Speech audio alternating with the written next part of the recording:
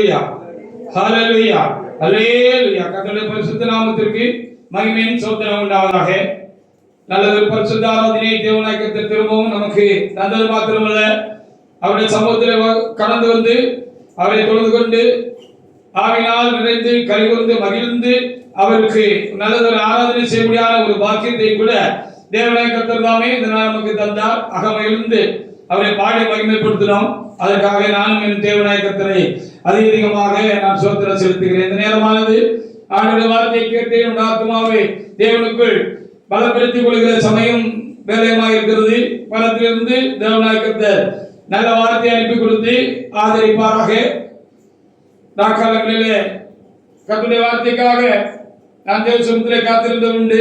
அப்படி காத்திருந்த பொழுது அதிகாலை வேளையிலே திரும்பவும் தேவனாகிய கர்த்தர் சமூகத்திலே காத்திருந்து தேவனத்திலே வார்த்தையெல்லாம் என்று கேட்டுக்கொண்ட பொழுது தேவனாகிய கர்த்தர் வார்த்தையினார் அந்த வார்த்தையை உங்களோடு கூட பகிர்ந்து கொள்வதற்கு கர்த்தர் எனக்கும் தயவு செய்வாராக. மத்திய எழுதின சுவிசேஷ புத்தகத்திலே 19வது அதிகாரத்திலே 17வது வார்த்தையை தேவனாகிய கர்த்தர் தாமே இந்த நாளுக்குரிய வாக்கியமாக பிரசங்க வாக்கியமாக தேவனாகிய கர்த்தர் தாமே தந்திருக்கிறார். அதை தியானிப்பதற்கு கர்த்தர் அனுகிரகம் பாராட்டுவாராக. மத்திய புத்தகத்திலே 19ஆம் அதிகாரத்திலே 17வது வார்த்தையை எடுத்து ஒருவர் வாசிக்கலாம். வாசிங்க. அதற்கு அவர் நீ என்னை நல்லவன் என்று சொல்லுவானேன். தேவன் ஒருவர் தவிர நல்லவன் ஒருவன் இல்லையே.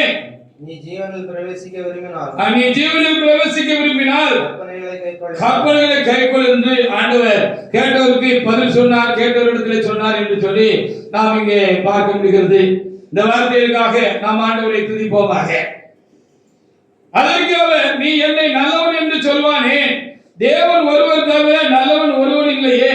நீ ஜீவனில் பிரவேசிக்க விரும்பினால் கற்பனைகளை கைக்கொள் என்று ஏசாமி சொன்னார். அந்த வார்த்தைகளுக்காக நாம் மீண்டும் ஆண்டவரை நாம் துதிப்போமாக. மனுஷருக்கு ஐஸ்வர்யம், ஆண்டவருக்கு ஐஸ்வர்ய முடியுமா? ஆண்டவருக்கு ஐஸ்வர்ய முடியாது. ஹல்லேலூயா. மனுஷருக்கு ஏதாவது வெகுமதிகளை கொடுத்து சந்தோஷப்படுத்தலாம், அவர்களுக்கு ஏதாவது காரியங்களை சாதித்துக் கொள்ளலாம், ஒரு அன்பளிப்பு கொடுத்து வெகுமதி கொடுத்து அல்லது உலக வழக்கில் சொல்ல இருந்தா லஞ்சம் கொடுத்து ஏதாவது சாதித்துக் கொள்ளலாம். ஆனா ஆண்டவர்கிட்ட அப்படி எதை கொடுத்தோ அவரை பிரியப்படுத்துவதற்காக ஏதாவது ஒன்றை செய்தோ நாம் என்ன செய்ய முடியாது, எதையும் பெற்றுக் கொள்ள முடியாது என்று நாம் அறிந்திருக்கிறோம். அப்படி ஒரு ஆண்டவரே நல்ல போதகரேன்னு அவர் கூப்பிட்ட பொழுதுதான் இப்படி ஆண்டவர் பதில் சொன்னார் என்று முந்தைய வசனத்திலே எழுதப்பட்டிருக்கிறது. வாசிக்கலாம். மத்தேயு 19:14 வாசிக்கலாம். அப்பொழுது ஒருவன் வந்து அவரை நோக்கி நல்ல போதகரே, நித்திய ஜீவன் அடைவதற்கு நான் எந்த நன்மை செய்ய வேண்டும் என்று கேட்டார். நான் எந்த நன்மை செய்ய வேண்டும் என்று கேட்டார். நல்ல போதகரே அப்படி சொன்ன பொழுது தம்பி மகசுதி பண்ணாத அப்படின்னு சொன்ன மாதிரி இருக்கிறது. ஹல்லேலூயா.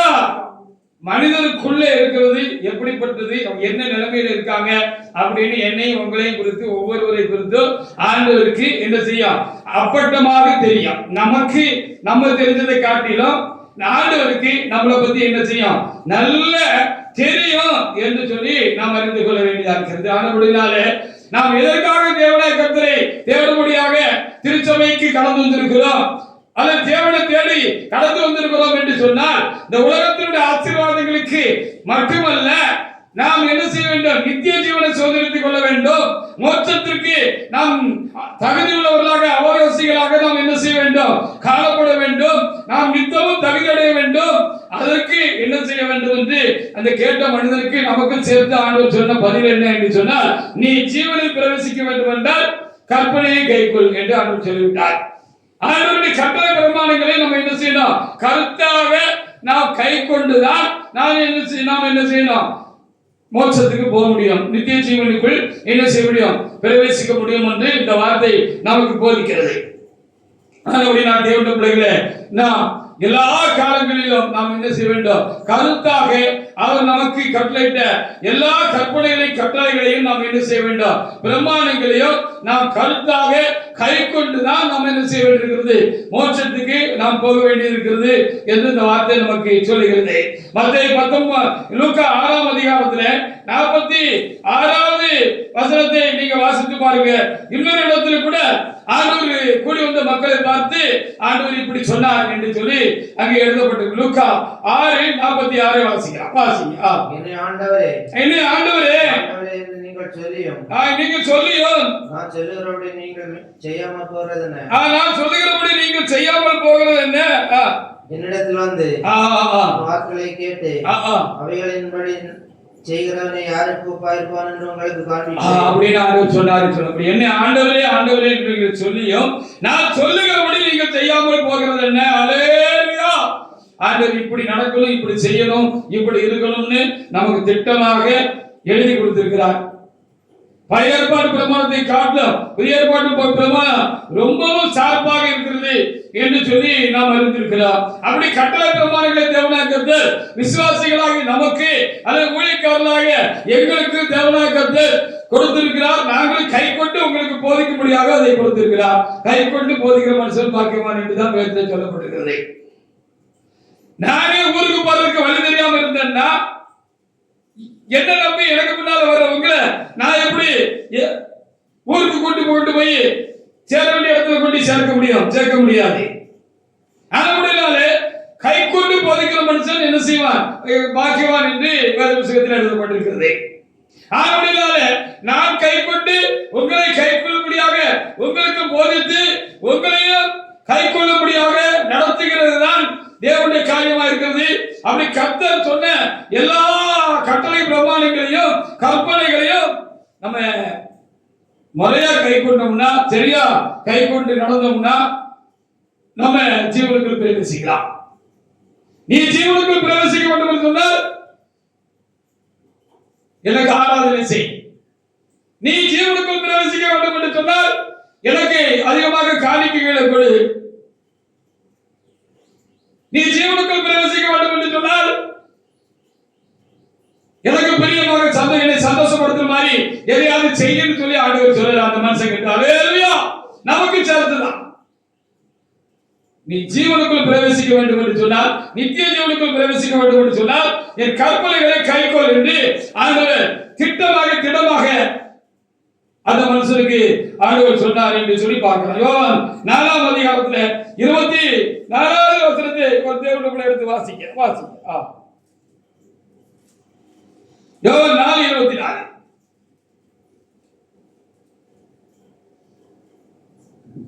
தேவன் ஆவியா இருக்கிறார். தேவன் ஆவியா இருக்கிறார். அவரை தொழுது கொள்கிறவர்கள் ஆவியோடு உண்மையோடு தொழுது கொள்ள வேண்டும். ஆராதனை செய்கிறது ஆண்டவருக்கு பிரியமான காரியம் தான் என்றாலும் அது ஆண்டவர் எதிர்பார்க்கிறபடி சொல்லுகிறபடி வார்த்தையை கை கொண்டு ஆண்டவருக்கு ஆராதனை செய்யணுமா? தேவன் ஆவியா இருக்கிறார். அவரை தொழுது கொள்கிறவர்கள் ஆவியோடும் உண்மையோடும் அவரை தொழுது கொள்ள வேண்டாம். ஆவியோடு கர்த்தரை தொழுது கொள்ள வேண்டும். அதே நேரத்தில் அவருடைய உண்மையின்படி உண்மையா இருந்து சத்தியத்தின்படி சத்தியம் சொல்லுகிறபடி இந்த சத்தியத்தின்படி வாழ்ந்து கை கொண்டு ஆராதிக்கிற பொழுதுதான் அவருக்கு பிரியமா இருக்கு. அல்லேலூயா. இனிமையாய் பாடலாம், ஆவியில் நிறைந்து பாடலாம், அல்லேலூயா என்று சொல்லி ஆர்ப்பரிக்கலாம். எல்லாம் நல்ல காரியம் தான். சத்தியத்தை கை கொள்றியா அப்படிங்கறது முதல் பாயிண்ட். நீ கற்பனை கை கொள்கிறாயா? ஜீவனுக்கு ஏதுவா இருக்கிறதான கற்பனை நீ கை கொள்கிறாயா? ஓடி ஊழியம் செய்கிறோம், பிரயாசப்படுகிறோம், நல்ல காரியம் தான். நீ கற்பனை கை கொள்கிறாயா? ஜீவனுக்கு ஏதுவான கற்பனை நீ கை கொள்கிறாயா? கை கொண்டு நீ போதிக்கிறாயா? ஹல்லேலூயா. இதுதான் இப்ப முக்கியமான காரியம். அப்படி கை கொண்டு அவர் சொல்றபடி நம்முடைய ஜீவியத்தை வச்சுக்கிட்டு கர்த்தருக்கு ஆராதனை செஞ்சா அவருக்கு பிரியம். ஹல்லேலூயா. 4-5 பேர் கூடி வந்தாலும் அந்த ஆராதனையிலே கர்த்தருடைய வல்லமை வளரும். எப்ப தெரியுமா? நம்ம கற்பனை கை கொண்டு அவருக்கு ஆராதனை செய்தார். மற்றபடி நம்ம ஆராதனை செய்கிறது தேவனை மகிமைப்படுத்தாது, பிரியப்படுத்தாது. கற்பனையை கை கொள்கிறதுதான் காரியம் ஒன்று கர்த்தர் இன்றைக்கு நமக்கு போதிக்கிறவர்களுக்காக ஆண்டவருக்கு நான் அதிகமாக ஸ்தோத்திரம் செலுத்துகிறேன். எபிரேயர் புத்தகத்துல 12ஆம் அதிகாரத்துல 14வது வசனத்தை வாசித்து பாருங்க. பரிசுத்தம் இல்லாமல் ஒருவனும் கர்த்தரை தரிசிப்பதில்லையே. நம்ம பரிசுத்தமா இருந்து கர்த்தருக்கு ஆராதனை செய்யணும். அப்பதான் தேவ பிரசன்னத்தை நம்ம அறிய முடியும், உணர முடியும். அந்த ஆராதனையிலே கர்த்தருடைய பிரசன்னமும் வல்லமை உண்டாயிருக்கும்.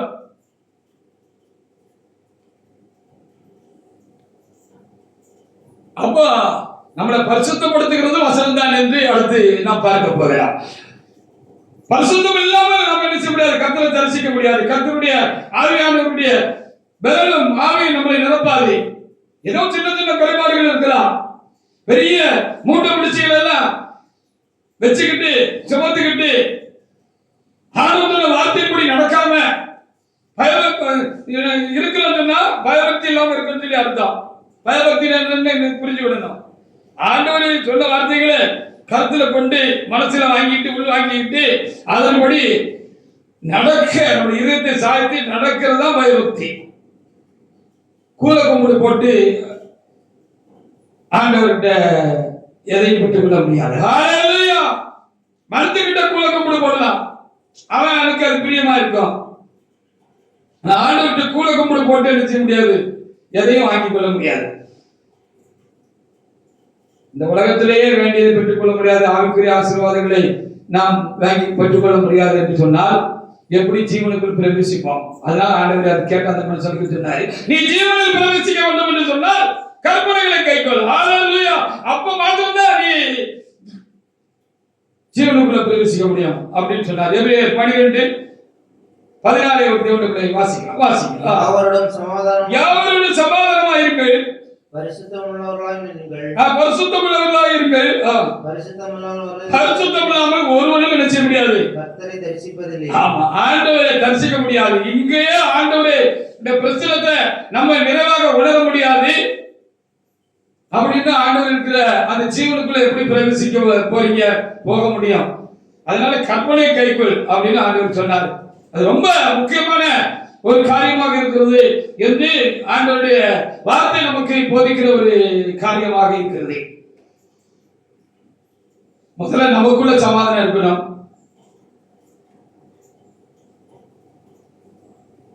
அப்பதான் ஆண்டவர் கூட சமாதானமா இருப்போம். நம்ம பரிசுத்தமா இருந்தாதான்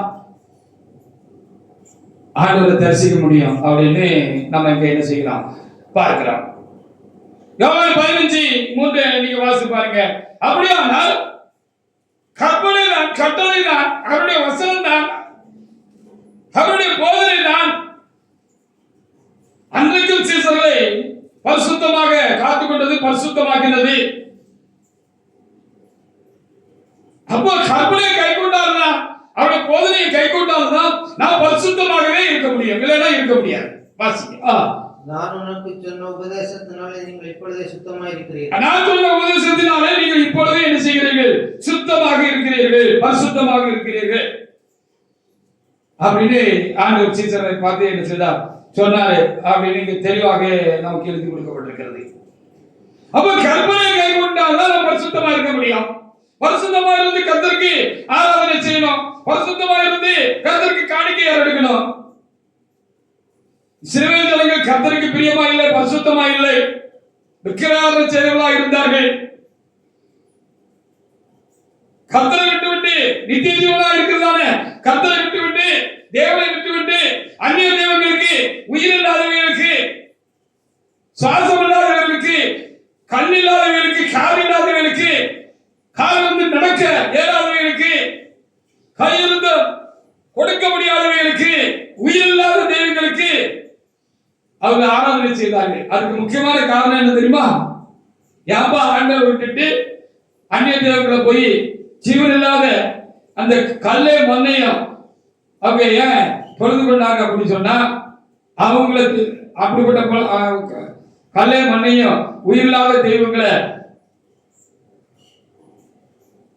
கும்பிட்டா எப்படி இருந்துக்கலாம், எப்படினாலும் வாழ்ந்துக்கலாம். ஹல்லேலூயா.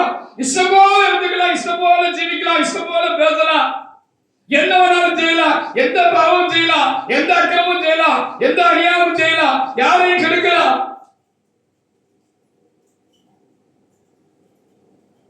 எல்லாம் என்ன வேணாலும் செய்யலாம். அது அது அந்த தெய்வங்கள்லாம் என்ன செய்யாது, கண்டுகொள்ளாது. அதுதான் பார்க்க முடியாத கண்கள் இல்லையே.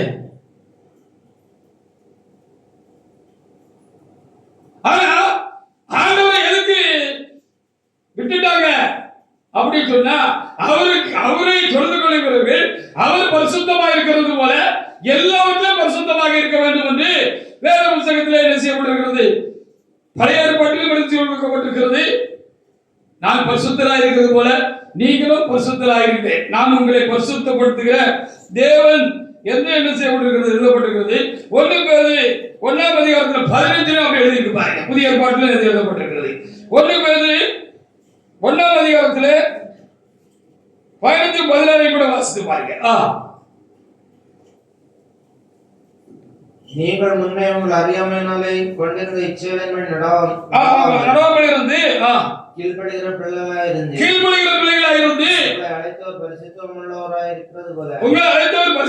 இருக்கிறது போல நீங்கள் உங்கள் நடக்கைகள் எல்லாவற்றிலும் பரிசுத்தமாயிருங்கள். 16 கூட வாசிங்க. நான் பரிசுத்தராக நீங்களும் பரிசுத்தராக. இந்த 16ஆம் வசனம் முன்னால பழைய ஏற்பாட்டுல லேவியராகம் போன்ற இடங்களில் என்ன செய்யப்பட்டிருக்கிறது, ஆண்டவர் நான் உங்களை பரிசுத்தப்படுத்துகிற கர்த்தர், நான் பரிசுத்தராக இருக்கிற போல நீங்களும் பரிசுத்தமாயிருங்கள் என்று சொல்லப்பட்டிருக்கு. இப்போ நம்மை இந்த கிறிஸ்தவ வாழ்க்கைக்குள்ளாக அழைத்த நம்முடைய இயேசுவானவர் என்ன செய்தார், பாவமில்லாத பரிசுத்தர். அவரை மாதிரி நாமளும் பரிசுத்தமாக இருக்கணும் என்கிறதான் ஆண்டவர் செஞ்சிருக்கிறாரு, நம்மளை அழைச்சிருக்கிறார். அப்ப அன்னைக்கு இஸ்ரவேல் ஜனங்கள் ஏன் நித்திய ஜீவனாக இருந்த ஆண்டவரை விட்டார்கள் என்று சொல்லி பார்க்கிற பொழுது, மனம் போல ஜீவிக்கணும், அதுக்கு இவர் நமக்கு சரிப்பட்டு வர மாட்டாருன்னு அவரை விட்டுட்டாங்க. இப்பவும் நம்ம ஆண்டவர் பிள்ளைகள் என்று சொல்லிக் கொண்டு மனம் போல ஜீவிக்கும்படியாக, நம்ம இஷ்டப்படி ஜீவிக்கும்படியாக, பாவம் செய்து கொண்டு பாவத்தோடு கர்த்தருக்கு ஆராதனை செய்யும்படியாக தேவனுடைய கற்பனைகளை அறிந்திருந்தோம், நமக்கு திட்டமாக போதிக்கப்பட்டிருந்தோம். அவைகளின்படி நடக்காமல் ஆண்டவருக்கு ஆராதனை செய்கிறதும் பிரியமாயிருக்கிறதும் ஜீவனுக்குள் பிரவேசிக்கும் போதும் முடியாத ஒரு காரியம் என்பதுதான் நமக்கு கொடுக்கப்படுகிற ஒரு முக்கியமான ஒரு போதனையாக இந்த நாளில் கர்த்தர் நமக்கு என்ன செய்திருக்கிறார், தந்திருக்கிறார் என்று சொல்லி நம்ம பார்க்க வேண்டியதாக இருக்கிறது. நீ ஜீவனை பிரவேசிக்க வேண்டும் என்று விரும்பினால் என்ன செய், கற்பனை கைக்கொள், இனி நல்லவன் என்று சொல்லாத. ஆண்டவரே நீ ரொம்ப நல்லவர், கிருபை மிக்கவர், இரக்கம் உள்ளவர், தயவு உள்ளவர், நீ மனதுருகிற தேவன் அப்படின்னு ஆண்டவரை கும்பிட்டு விழுந்தாலும் நீ கற்பனை கைக்கொள்ளுப்பா, உனக்கு வேண்டியதெல்லாம் நான் உனக்கு தருவேன். உன் இருதயத்துல இன்னும் செம்மையில்லாத காரியங்கள் உண்டு, சரி பண்ண வேண்டிய காரியங்கள் உண்டு, குறைவான காரியங்கள் உண்டு, கற்பனைக்கு மாறான காரியங்கள் உண்டு.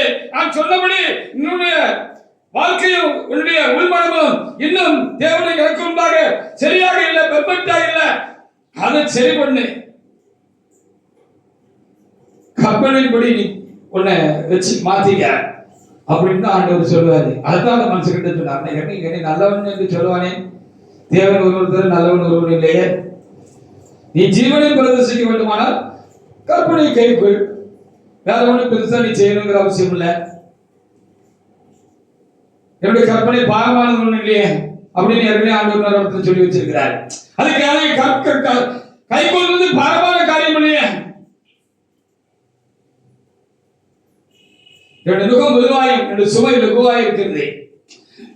நான் கைக்கொள்ளும்படியாக உங்க மேல வைக்கிற இந்த என்னுடைய கற்பனையானது லேசானதுதான், உனக்கு மனசு இல்லை அவ்வளவுதான், மனசு வேணும் அவ்வளவுதான் அப்படின்னு ஆண்டவர் சொல்லி இருக்கிறார். பார்க்கிறோம். நீதிமொழிகள் 16 ஒரு தேவனுக்குள்ள எடுத்து வாசித்து பாருங்க. அங்க என்ன சொல்லப்படுகிறது, கிருபையினாலும் சத்தியத்தினாலும் பாவம் நிவர்த்தி ஆகும் என்று சொல்லப்படுகிறது. அப்ப பாவத்தை நிவர்த்தி செய்யக்கூடியதாக தான் தேவனாய் கர்த்தர் இந்த உலகத்திலே வந்தார், சிலுவைக்கு கடந்து போனார், நம்முடைய பாவங்களாம் தமிழில் சுமந்து கொண்டு நம் பாவத்துக்காக ரத்த சிந்தி நம்முடைய ஜீவனை கொடுத்தார். பாவம் நிவர்த்தியாக வேண்டும். அது கற்பனையினால்தான் பாவ நிவர்த்தியாகும் என்று அங்கே தெளிவாக சொல்லப்பட்டிருக்கிறது. வாசிக்க. பொன்னை சம்பாதிப்பதும் ஞானத்தை சம்பாதிப்பது எவ்வளவு உத்தமம். நீதிமொழிகள் 16:6 தானா? கிருபையினாலும் சத்தியத்தினாலும் பாவம் நிவர்த்தியாகும். கிருபையினாலும் சத்தியத்தினாலும் பாவம் என்ன செய்யும்? நிவர்த்தியாகும். இயேசு கிறிஸ்து வந்தது கிருபை. அவருடைய சத்தியத்தினால நம்ம என்ன செய்வோம்? நம்ம வாழ்க்கையில பாவம் நிவர்த்தியாகும். பாவத்தோடு நம்ம பரலோகம் போக முடியாது. ஹல்லேலூயா. ஒரு காசு கொடுத்து தீர்க்கிற வரைக்கும் நீ இங்கிருந்து புறப்பட மாட்டாய் அப்படின்னு சொல்லி வச்சிருக்கிறது. ஒரு சின்ன காரியத்தை நம்ம லூசா விட்டாலும் மோட்சத்துக்கு போக முடியாது. இதுதான் உண்மையான காரியம். ஹல்லேலூயா. நீ எப்படி இருந்தாலும் போயிடலாம் அப்படின்னு போதிக்கிறாங்க. நம்மளாம் குறைவுள்ள மனிதர்கள் தானே. மனிதர்கள் குறைவுள்ளவர்களாகத்தான் இருப்பார்கள். அதனால ரொம்ப பெர்ஃபெக்ட்டா நம்ம இருக்க முடியாது. அதனால குறை குற்றங்கள் இருந்தா கர்த்தர் மன்னிப்பாரு, மன்னிச்சு கிருபையா நம்மளை எடுத்துக்கொள்வாரு அப்படின்னு தான் போதிக்கிறவங்க இருக்கிறாங்க. அப்படி நினைச்சிட்டு இருக்கிறவங்க தான் நிறைய பேர் இருக்கிறாங்க. அப்படி இல்லை. இன்னைக்கு ஒரே நாள்ல உன்னையால அந்த குறைகளை மாற்றிக்கொள்ள முடியாட்டாலும் படிப்படியாக மாற்றிக்கொள்வதற்கு உனக்கு சகாயம் கொடுப்பார், சமயம் கொடுப்பார். அதான் கிருபை. ஹல்லேலூயா. அப்படி சமயம் கொடுப்பார், சகாயம் கொடுப்பார், செய்வார். அப்படி ஒரு கிருபை உனக்கு தருவார். நீ தொடர்ந்து என்ன செய்ய வேண்டும்? ஆண்டோடைய ஒத்தாசையோடு அவருடைய கற்பனைகளை கை கொண்டு உன்னை பரிசுத்தப்படுத்திக் கொண்டே இருக்க வேண்டும். நீ ஒரு நாள் பரிசுத்தமாவாய். ஹல்லேலூயா. பரிசுத்தமாகிதான் நம்ம பரலோகத்துக்கு போக இருக்கிறது. பரிசுத்தமாகிறதுக்கே கற்பனையை கை கொண்டாதான் நம்ம பரிசுத்தமாக முடியும். 40 வருஷம் 50 வருஷம் விசுவாசிகளா இருக்கிறோம், அல்லது அப்ப 30-40 வருஷம் ஊழியக்காரங்களா இருக்கோம்.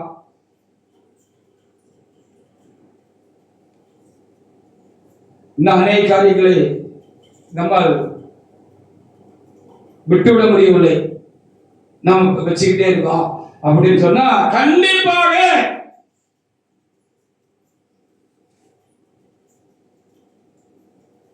நம்ம ஜீவனுக்குள் பிரவேசிக்க முடியாது, மோட்சத்துக்கு போக முடியாது. எழுதப்பட்டவர்களுக்கு மாறாக நமக்கு கை கொள்ள முடியாத கொடுக்கப்பட்ட காரியங்களுக்கு மாறாக என்ன என்கிட்ட உங்ககிட்ட இருக்குன்னு நித்தமும் உயிர்த்து ஆராய்ந்து பார்த்து அதை சரி பண்ணி கொள்வதற்கு தேவனுக்கு மன்றாட்டு ஜெபம் பண்ண வேண்டும். ஹல்லேலூயா. தாழ்த்த வேண்டும்.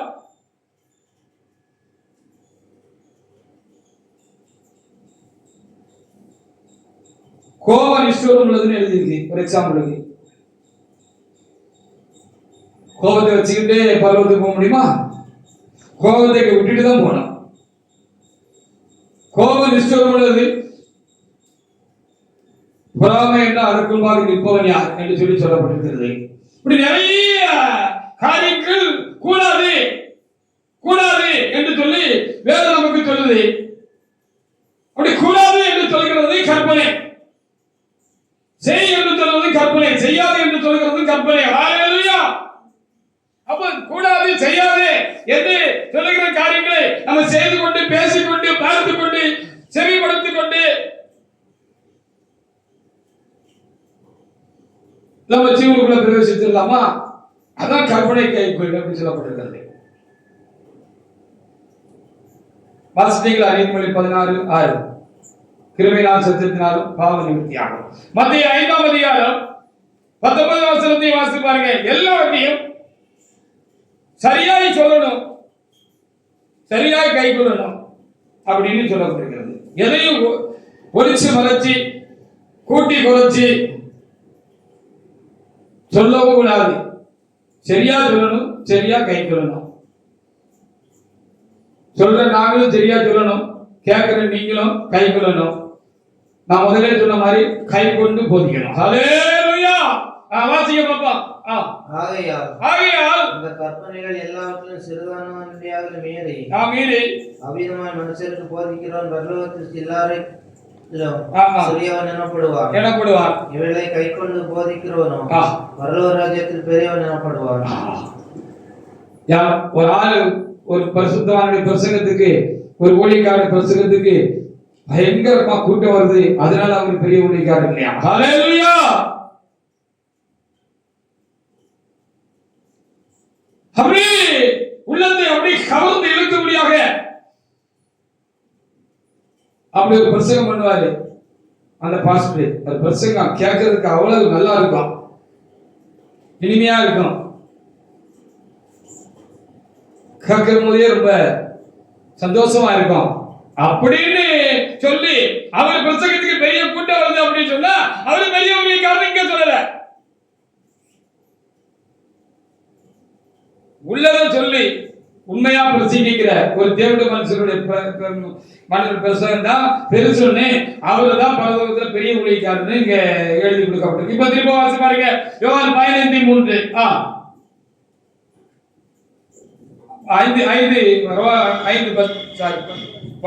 ஆகையால் இந்த கற்பனைகள் எல்லாவற்றிலும் சிறிதானவற்றையாலும் மீறி அவ்விதமாய் மனுஷருக்கு போதிக்கிறவன் பரலோக ராஜ்யத்தில் எல்லாரிலும் சிறியவன் எனப்படுவான். இவைகளை கைக்கொண்டு போதிக்கிறவனும் பரலோக ராஜ்யத்தில் பெரியவன் எனப்படுவான். அப்போ குறைச்சி போதிச்சவனும் பரலோகத்துல இருப்பான், சரியா போதிச்சவனும் பரலோகத்துல இருப்பான். இதுக்கு அர்த்தம் கிடையாது. அப்படி யாராவது தப்பா நினைச்சிருந்தீங்கன்னா நல்ல தெளிவா பார்த்துக்கோங்க. சரி, குறைவா சிலரை முன்ன விட்டுட்டு போதிச்சாலும் பரலோகத்தில் இருப்பான் அங்க எழுதப்படாது. ஹல்லேலூயா. அப்படி நினைக்கப்படுவார், எண்ணப்படுவார், சொல்லப்படுவார் தான் எழுதியிருக்கு. ஹல்லேலூயா. குறைச்சி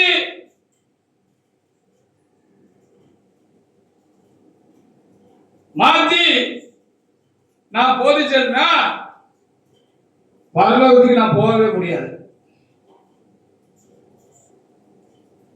அதை கை கொண்டு போதிக்கணுமா, அப்பதான் நான் பரலோகத்துக்கு போக முடியும், ஜீவனில் பிரவேசிக்க முடியும் என்று சொல்லப்படுகிறது. ஹல்லேலூயா. உங்களோட என்கிட்ட நிறைய காப்பாரு ஆண்டவரே, ஊழியக்காரங்கிட்ட நிறைய காப்பாரு. போதிச்சிய கை கொண்டு போதிச்சியா, சரி போதிச்ச பிறவாலும் அதை கை கொண்டியா, அந்த தர்மமாக உங்ககிட்ட இருந்துச்சா அப்படின்னு ஆண்டவர் கேட்பாரு. என்கிட்ட எல்லா ஊழியக்காரங்கிட்டையும் கேட்பாரு.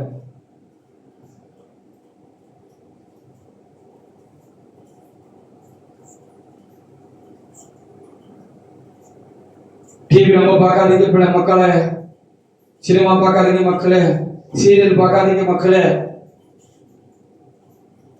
ரொம்ப செல்லுல நோண்டிக்கிட்டே இருக்காதீங்க மக்களே, அதிக நேரம் அதுல நீங்க உள்நுழையாதீங்க மக்களே, நேரத்தை வீணாக்காதீங்க மக்களே, ரொம்ப ஜோமனணும் மக்களே,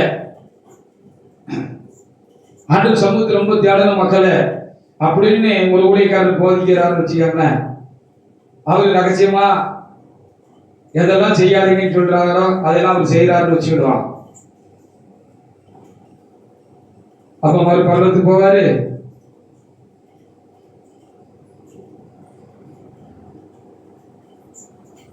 நரகத்துக்கு தான் போவார்.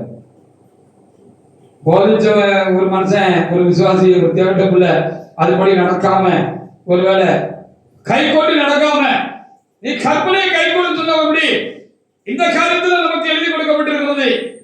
நமக்குள் இருக்கிறதால பரிசுத்த ஆவியானவர் போதிக்கிறார், நாம் போதிக்கவும் படுகிறோம்.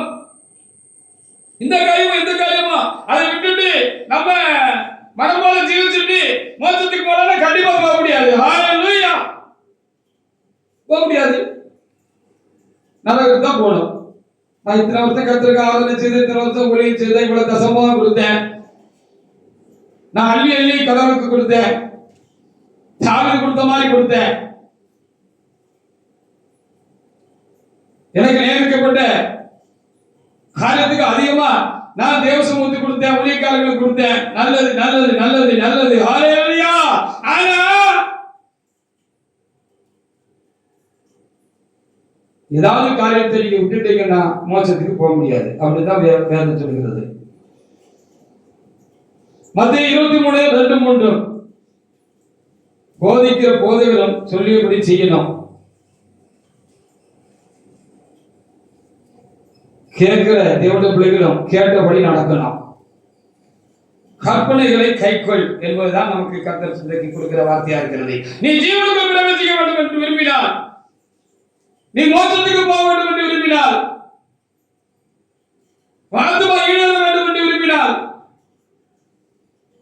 கற்பனைகளை கைக்கொள். எதையாவது விட்டுன்னு சொல்லல, முடிஞ்சா கைக்கொள்ள, முடியலன்னா வேண்டாம்னு சொல்லல.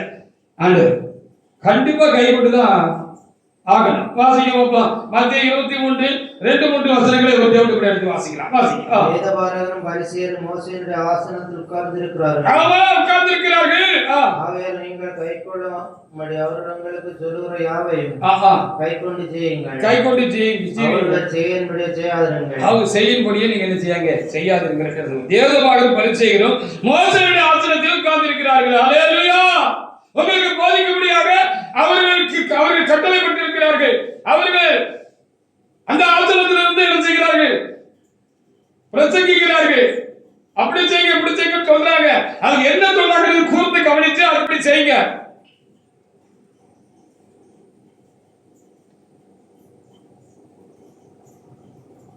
ஆனா அவர்கள் செய்யும்படியே செய்யாதீர்கள். ஏனெனில் அவர்கள் சொல்லுகிறார்கள், சொல்லியும் செய்கிறது இல்லை, போதிச்சபடி நடக்கிறது இல்லை அப்படின்னு எழுதப்பட்டிருக்கிறது. ஹல்லேலூயா. ஜீவனை பிரவேசிக்க வேண்டும் என்றால் என்ன செய்ய வேண்டும் என்று நல்ல போதுகிறேன் என்று கேட்டபோது என்ன நல்ல போதுகிறேன் என்று சொல்லுவானே, எனக்கு ஐஸ்லாம் ஒண்ணு வைக்க வேண்டாம்ப்பா,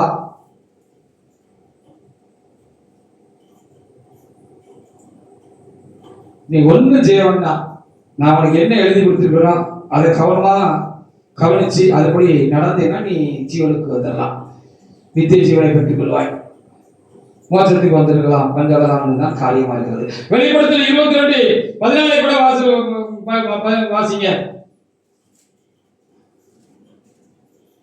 வாசல் வழியாய் பிரவேசிக்கிறவன் ஆடுகளின் மேய்ப்பனா இருக்கிறான், வேறு வழியாய் ஏறுகிறவனும் கல்லனும் கொள்ளைக்காரனுமா இருக்கிறான். அப்ப மோட்சத்துக்கு போகணும்னா வாசல் வழியா தான் போகணும். ஏறி குதிச்சு எல்லாம் போக முடியாது.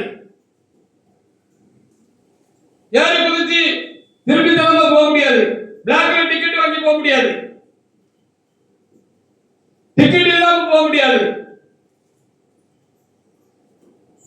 பரிசுத்தம் பண்ணி டிக்கெட் இருந்தா பரலோகம் போகலாம் அப்படின்னு ஒரு பாட்டு கூட உண்டு. வண்டி ஓட்டுநர் ஆவியானவர், வண்டி நடத்துனர் இயேசுவானவர் அப்படின்னு ஒரு பாட்டு உண்டு. பரிசுத்தம் பண்ணி டிக்கெட் இருந்தால் பரலோகம் போகலாம் சொல்லப்பட்டிருக்கிறது. கற்பனை பரிசுத்தமாயிருக்கிறது. ஹல்லேலூயா. அவருக்கு அப்படி எழுதப்பட்டிருக்கிறது வேதத்துல. என்னுடைய கற்பனை பரிசுத்தமாக இருக்கிறது என்று எழுதப்பட்டிருக்கிறது. அப்ப பரிசுத்த கற்பனை கைகொள்கிறது தான் பரிசுத்தம். புரியுதா?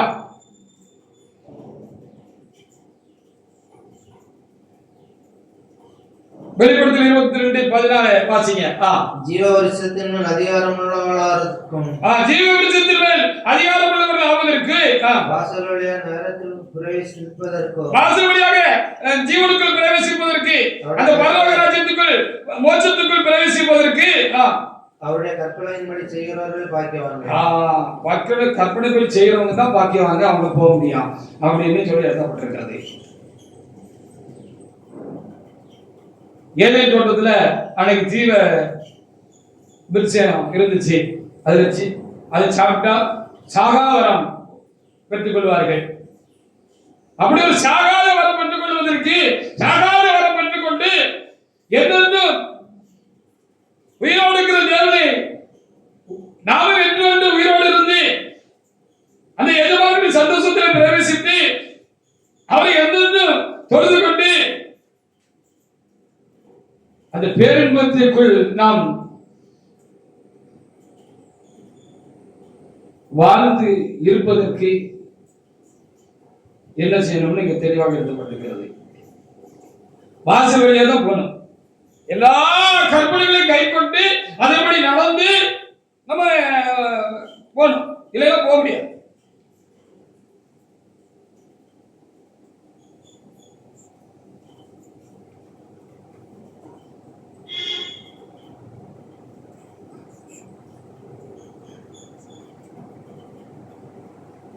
சரியா கர்த்தருடைய கற்பனைப்படி நடக்கிறதுக்கு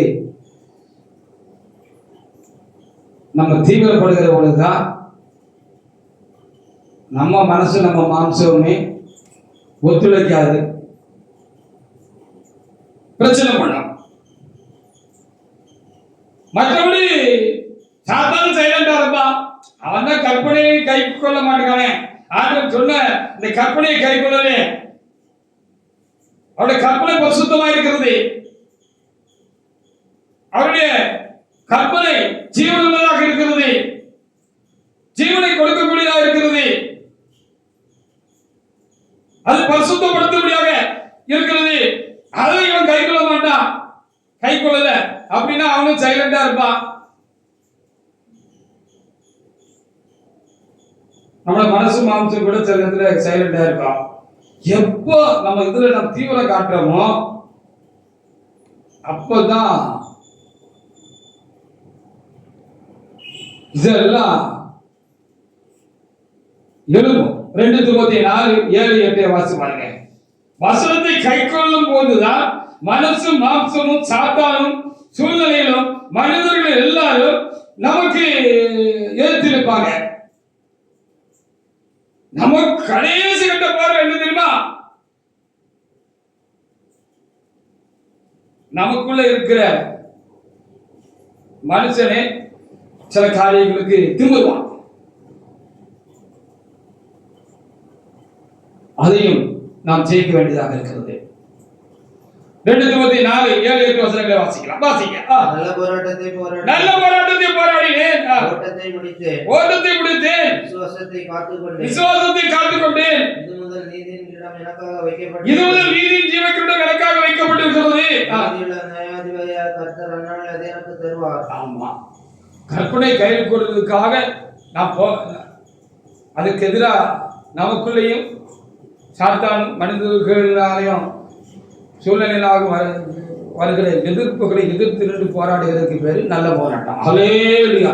இப்படி நல்ல போராட்டம் போராடி எவ்வளவு கஷ்டமா இருந்தாலும் பரவாயில்ல, நம் கற்பனையை கை கொண்டு நாம் ஆயத்தப்பட வேண்டும் என்று இன்றைக்கு வேதம் நமக்கு சொல்லுகிறது. கஷ்டமா இருந்தாலும் பரவாயில்ல, அதுதான் வழி, வேற வழியே கிடையாது. நீ ஜீவனுக்குள் பிரவேசிக்கணுமா? மத்தேயு 7:13 வாசி பாருங்க. கற்பனை கைக்குள், அதான் கேட்ட மனிதனுக்கு ஆண்டவருடைய மறு உத்தரவு. நமக்கு அதான் எந்த கற்பனையெல்லாம் நம்ம இன்னும் கை கொள்ளாம இருக்கோம் அப்படின்னு நம்ம பார்க்கணும். எதுல நம்ம குறைவுள்ளவர்களா இருக்கோம், எதுக்கு நம்ம ரொம்ப போராட வேண்டியிருக்கு, பாவத்துக்கு எதிர்த்து நிற்கத்தக்கதாக, பாவத்தை எதிர்த்து நிற்கிறதுல ரத்த சிந்தத்தக்கதாக நீங்கள் இன்னும் போராடவில்லை அப்படின்னு சொல்லப்பட்டிருக்கிறது. எந்த பாவத்துக்கு, எந்த குணத்துக்கு, எந்த குணக்கேட்ட செய்கிறதுக்கு, எது தப்புன்னு சொல்லுதோ, எது சரியில்லை, இதெல்லாம் வெளியே வரணும்னு எது எந்த காரியங்கள் எல்லாம் நமக்கு கற்பனை கூடாதுன்னு சொல்லுகிறதோ அதுல இருந்து நம்ம விடுவித்துக் கொள்வதற்கு, வெளியே வருவதற்கு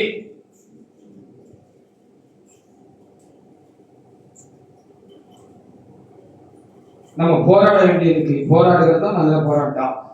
மத்தேயு 7:13 கஷ்டமா இருந்தாலும் அதான் வழி, வேற வழியே கிடையாது.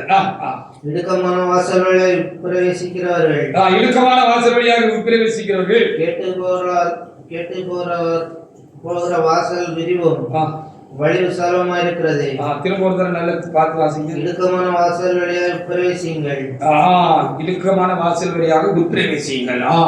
கேட்டு போகிற வழி வாசல் விரிவும் வழி விசாலமா இருக்கிறது. ஆமா, அதன் வழியாக பிரவேசிக்கிற அநேகர்.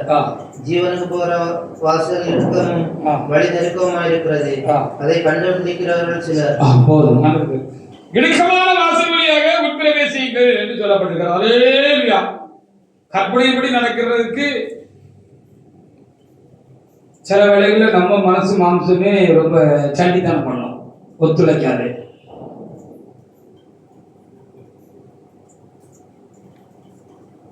ஆமா, அது சண்டித்தனம் பண்ணும், ஒத்துழைக்காது.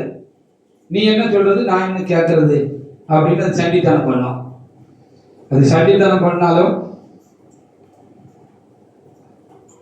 அதனுடைய லக்கானை நம்ம என்ன செய்யணும், ஆண்டவர் கையில கொடுத்துட்டோம்னா சண்டித்தனம் அந்த மனசு மாம்சத்தையும் அவர் என்ன செய்வார், இழுத்து பிடிச்சு அவர் தமிழ் சித்தப்படி என்ன செய்வார், அதை நேராக்கி சரியா நடத்துவார். நம்ம சண்டித்தனம் பண்றது நமக்கே தெரியும். இது தப்புன்னு நமக்கு தெரியும். ஆனா நம்ம மனசு நம்ம ஆசை திமிர்றது நமக்கு தெரியும். அப்ப அதை சரி பண்ணிட்டு தான் மோட்சத்துக்கு போக முடியும். ஹல்லேலூயா. அது சரி பண்ணிட்டு தான் நீங்க மோட்சத்துக்கு போக முடியல. அது வாட்டி இருந்துட்டு போட்டோம் அப்படின்னு சொல்ல முடியாது.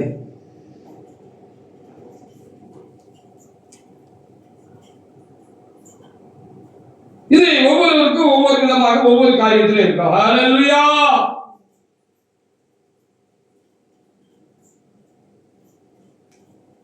மத்தேயு 19:20 முதல் சில வசனங்களை வாசிக்கலாம்.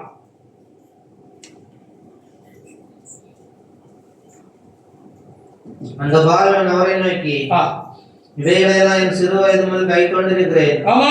இன்னும் என்னிடத்தில் என்ன குறைவு உண்டு என்றார். ஆமா. அதற்கு இயேசு, நீ பூரண சர்க்குணராய் இருக்க விரும்பினார், போய் உனக்கு உண்டானதெல்லாம் விற்று தரித்திரருக்கு கொடு. உனக்கு உண்டாகிறது எல்லாவற்றையும் விற்று தரித்திரருக்கு கொடு. அப்பொழுது பரலோகத்தில் உனக்கு பொக்கிஷம் உண்டு. அப்பொழுது நீ பரலோகத்தில் உனக்கு பொக்கிஷம் உண்டாயிருக்கும். பின்பு என்னை பின்பற்றி வா என்றார். அப்ப நீ ஜீவனுக்கு பிரவேசித்து விடலாம் அப்படின்னு சொன்னாரு.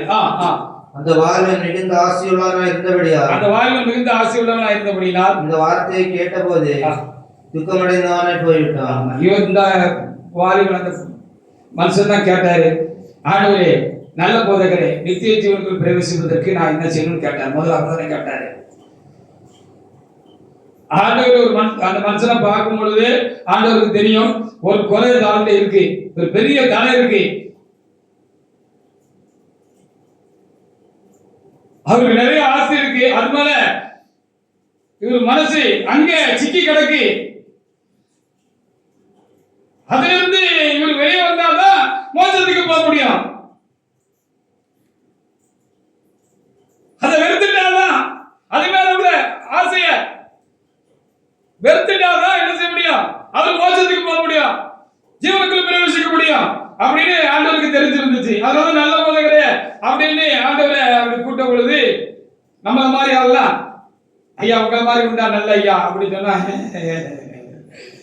ஐயா அப்படின்ட்டு ஏதாவது ஒன்று கேட்டோம்னா நல்ல ஒன்றும் இல்லை, நீங்க சரியா தானே இருக்கீங்க, நீங்க நல்லா தான் இருக்கீங்க அப்படின்னு என்ன சொல்லிடுவோம் அப்படின்னு தட்டி கொடுத்து அனுப்பிடுவோம். ஆண்டவருக்கு அந்த மனுஷங்கிட்ட ஒரு குறை இருக்கு, ஒரு சின்ன குறை இருக்கு. அது ஜீவனுக்கு பிரவேசிப்பதற்கு தடையா இருக்கு.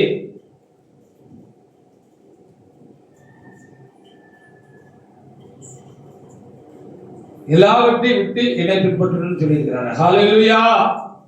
எல்லாவற்றையும் விட்டு நம்ம மோட்சத்துக்கு போகணும், ஜீவனுக்குள்ள பிரவேசிக்கணும். ஆவி ஆத்மா சரத்தில் காரண அசுசியில் நீங்க உங்களை சுத்திகரித்துக் கொள்ளுங்க. சின்ன ஒரு தூசி வச்சுக்கிட்டு போக முடியாது, எல்லாத்தையும் மாத்திட்டு தான் போகணும். அப்போ இது அந்த இளைஞருக்கு அந்த வாலிபருக்கு ஒரு இப்படி ஒரு காரியம் தடையா இருந்துச்சு. நமக்கு என்ன காரியம் தடையா இருக்குன்னு நம்ம தான் பார்த்துக்கலாம்.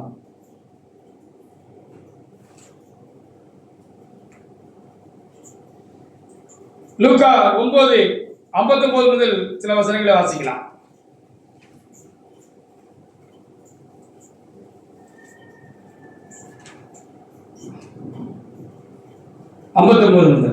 வேறொருவனை அவர் நோக்கி, என்னை பின்பற்றி வா என்றார். அதற்கு அவன், ஆண்டவரே, ஒன்று நான் போய் என் தகப்பனை அடக்கம் பண்ண எனக்கு உத்தரவு கொடுக்க வேண்டும் என்றார். அதற்கு இயேசு, மரித்தோரை அடக்கம் பண்ணட்டும், நீ போய் தேவனுடைய ராஜ்யத்தை குறித்து பிரசங்கி என்றார். இவருக்கு அப்போ ஆண்டவர் என்ன சொன்னாரு? இது கேட்கறதுக்கும் பார்க்கறதுக்கும் கஷ்டமாகத்தான் இருக்கும். அப்பா செத்து போயிட்டாரு, இப்பதான் தகவல் வந்திருக்கு. ஏசப்பா, நான் போய் அவருக்கு செய்ய வேண்டியது கடமை இருக்குல்ல, அதை நான் செஞ்சுட்டு வந்துருந்தேன் அப்படின்னு சொல்ல பொழுது, மரித்தோர் அடக்கம் பண்ணட்டும், நீ போய் தேவனுடைய ராஜ்யத்தை குறித்து என்ன பிரசங்கம் பண்ண அப்படின்னு ஆண்டவர் சொல்லிட்டாரு.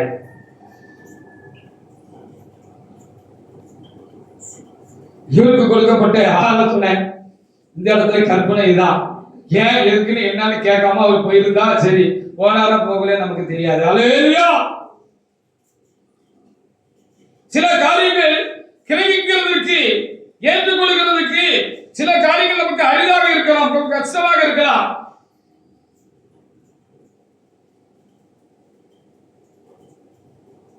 ஏழு விளங்காம இருக்கலாம். ஆனா ஆண்டுடைய வார்த்தை நமக்கு இப்படிதான் உண்டாயிருக்கிறது என்று சொன்னால் நம்ம அதுபடி செஞ்சிடறோம், யோசிக்கவே கூடாது.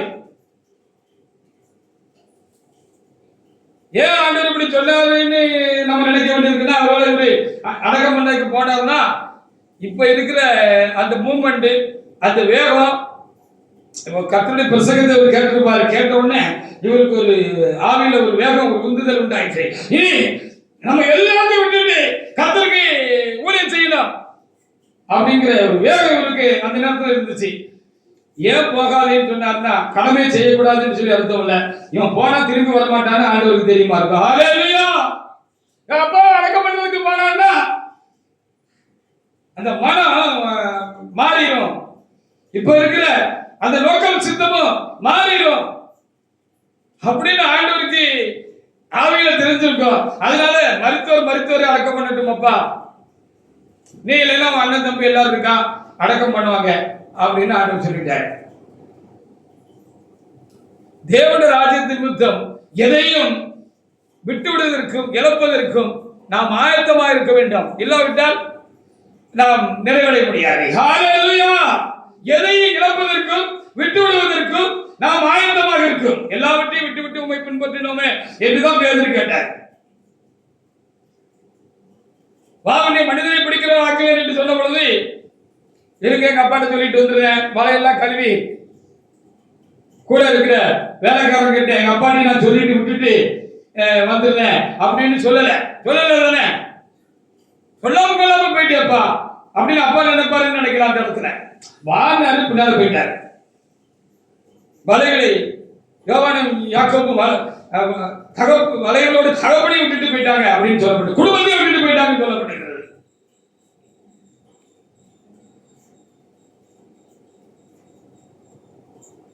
அப்ப மனசுல திருப்திப்படுத்தணும்னு நினைச்சா கஷ்டம் தான்.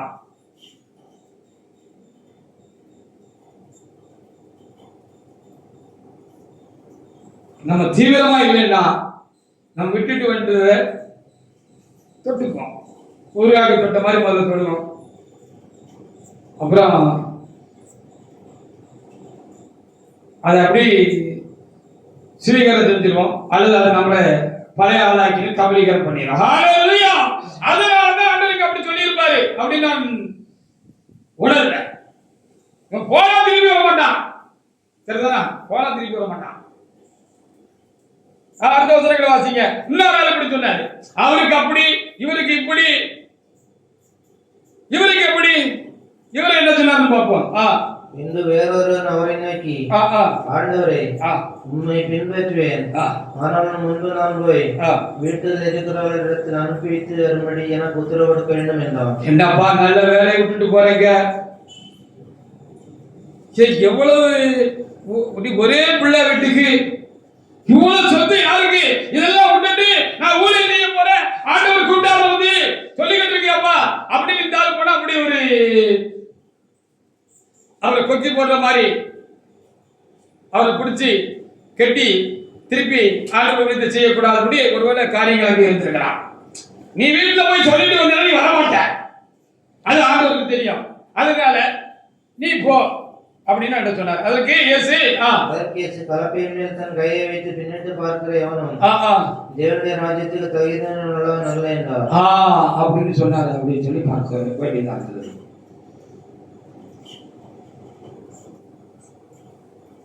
நம்ம விட்டுட்டு வந்தது திரும்பவும்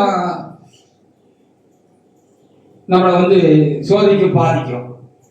நம்ம தான் கவனமா இருந்து வேண்டாம். ஹல்லேலூயா. இந்த அரசியல்வாதிகளா இருந்து தேவன மனுஷர்களா கர்த்தருக்கு ஊழியம் செய்யறதுக்கு வந்திருக்காங்கன்னு வச்சுக்கோங்க. இந்த அரசியல்வாதிகளுடைய நிலைமையெல்லாம் என்னன்னு சொல்லி கேட்டா, பதவிக்காகவும் பணத்துக்காகவும் பேருக்காகவும் புகழுக்காகவும் என்ன வேணாலும் செய்வாங்க. என்ன என்ன செஞ்சு யாரை கெடுத்து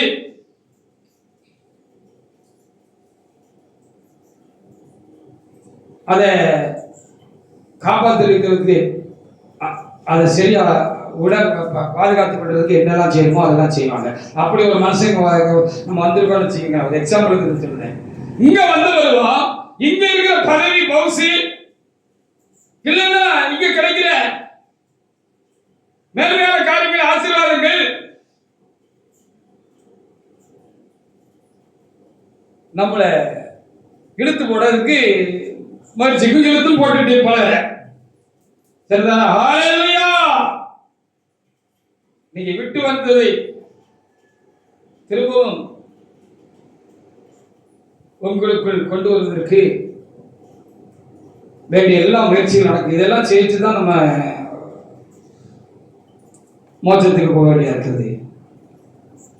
2 தீமோத்தேயு 4:10 வாசிக்கலாம். 2 தீமோத்தேயு 4:10.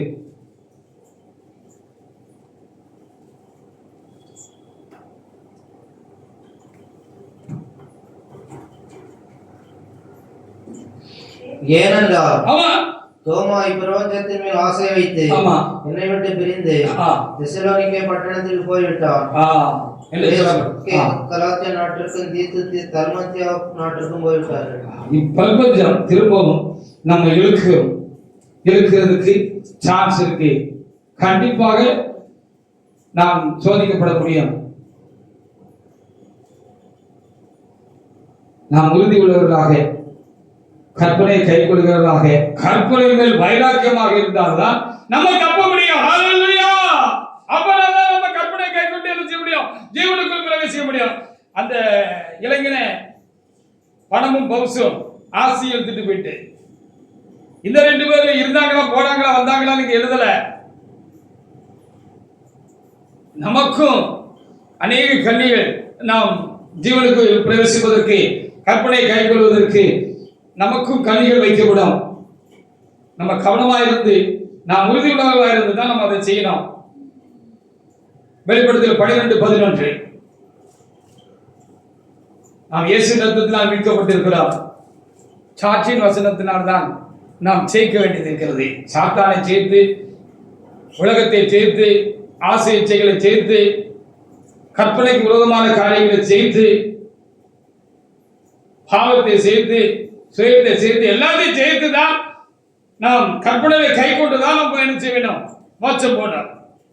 ஆசி இங்கே ஏறி வருங்கள் என்று வானத்திலிருந்து தங்களுக்கு உண்டான பெரிய சத்தத்தை வெளிப்படுத்தல் 12:11 வாசி. மரண நேரங்களா இருந்தாலும் தப்பும்படி ஜீவனை பாராமல்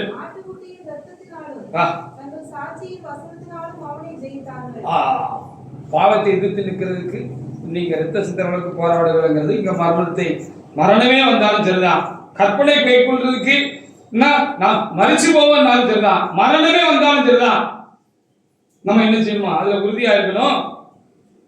ஆட்டுக்குட்டியான ரத்தத்தினாலும் சாட்சியின் வசனத்தினாலும் ஹல்லேலூயா, கற்பனைகளை கை கொண்டு சாட்சியுள்ள ஜீவித்துதான் நம்ம என்ன செய்யணும்? ஜெயிச்சுதான் நம்ம மோட்சத்துக்கு போகணும். இதுல நாம் ரொம்ப கவனம் உள்ளவர்களா இருப்போம். அதுக்காக ரொம்ப பயப்படவும் தேவையில்லை.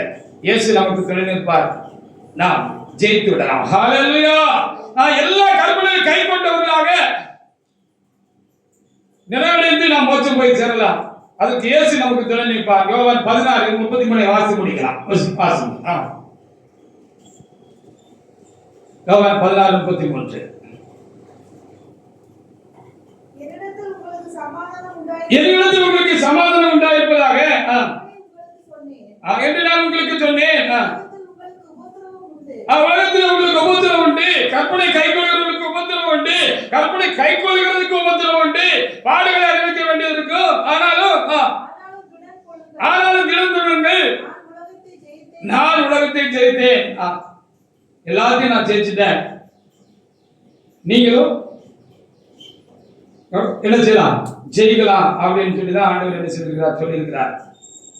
இயேசு நமக்கு துணை நிற்பார். நாம் செய்து கற்பனைகளை கை கொண்டு நாம் ஜீவனுக்குள் பிரவேசிக்க முடியும். நானா இருக்கட்டும், நீங்களா இருக்கட்டும், யாரா இருக்கட்டும், கேட்கிறவர்களா இருக்கட்டும், ஆண்டவர் வார்த்தை சொல்கிறது நாம் ஜீவனுக்குள் பிரவேசிக்க வேண்டும் என்று சொன்னார். கண்டிப்பாக எல்லா கற்பனைகளை கை கொள்ள வேண்டியது அவசியமா இருக்கிறது. கற்பனைகளை கை கொண்டு ஜீவனுக்குள் பிரவேசிப்போமாக. கர்த்தர் நமக்கு உதவி செய்வாராக. கர்த்தர் இந்த வார்த்தைகளை ஆசீர்வதிப்பாராக. ஆமென்.